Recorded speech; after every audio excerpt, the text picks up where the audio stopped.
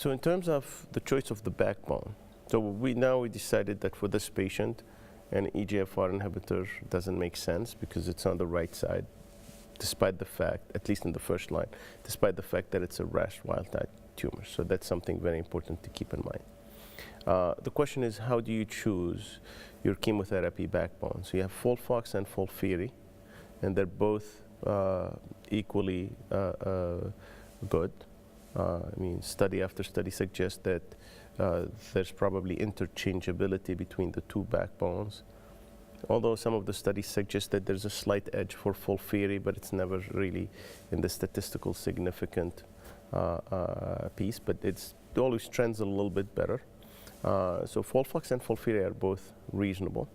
Most community physicians in the United States, most physicians in the United States tend to use FOLFOX in the first line, and about 20% FOLFIRI, and I include myself in those 20%. Now, in terms of going to a 3-drug regimen, so FOLFOXIRI plus bevacizumab, that's a tough regimen. It's a 3-drug regimen that has more toxicities, so induces more toxicities than the FOLFOX or the FOLFIRI. When do we integrate the 3-drug regimen? So I think there are two areas in colorectal cancer with FOLFOXIRI plus bevacizumab may make sense. One, in the BRAF mutated tumors. Those are very aggressive tumors, and we have some hints from subgroup analyses from a couple of studies, including TRIBE, that suggest that if for those patients, the 3-drug regimen may provide a much higher benefit than the 2-drug regimen. So for those patients, BRAF mutated patients, I tend to go with FOLFOXIRI plus bevacizumab in the first line. The other group are those patients with isolated liver metastases that are not clearly resectable, so borderline resectable, that need need a good response to move to surgery. Those patients, again, if eligible, would go for the 3-drug regimen. So these are the only instances where we would use the 3-drug regimens. In terms of DPT, routine DPD testing and UGT1A1 testing, I'd say for both, it's a no. They're not cost effective. They don't really provide us with a lot of guidance about what to do in the clinic.